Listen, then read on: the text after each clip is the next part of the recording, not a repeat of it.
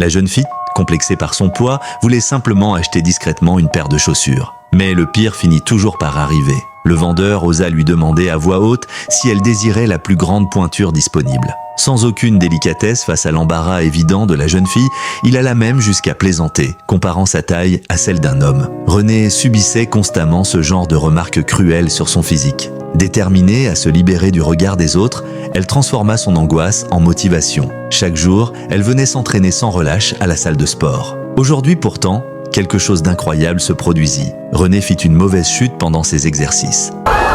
Lorsqu'elle reprit connaissance, elle découvrit un reflet dans le miroir qu'elle n'avait jamais vu auparavant. Ses bras et ses jambes semblaient s'être débarrassés de tout excès disgracieux. Sous ses vêtements, elle pouvait désormais admirer une silhouette parfaitement sculptée. Son visage lui parut même d'une beauté à couper le souffle. En réalité, rien chez elle n'avait changé. Il ne s'agissait que d'une illusion provoquée par sa chute. Mais Renée était déjà profondément plongée dans cette délicieuse métamorphose imaginaire. Elle commença immédiatement à ressentir tous les avantages que lui procurait ce corps rêvé. Autrefois timide et complexée, elle se sentait toujours inférieure face aux jolies filles, envieuses de l'attention que leur portaient tous les garçons. Mais maintenant, elle n'hésitait plus à aller spontanément vers les femmes séduisantes pour leur adresser la parole. Un simple sifflement admiratif des ouvriers devenait à ses yeux une véritable déclaration. Si un homme ouvrait une porte sans même la remarquer, Renée s'imaginait immédiatement que c'était pour lui plaire. Elle adorait désormais cette sensation délicieuse d'être admirée et affichait une confiance absolue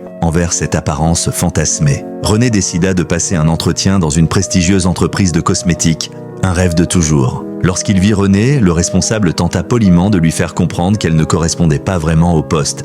Mais Renée interpréta mal ses paroles. Avec une aisance déconcertante, elle lui expliqua combien elle adorerait travailler à l'accueil, persuadée qu'elle pouvait anticiper avec finesse les attentes de chaque client. À la surprise générale, son authenticité et sa fraîcheur séduisirent profondément le PDG. Il décida sans hésitation de lui offrir le poste.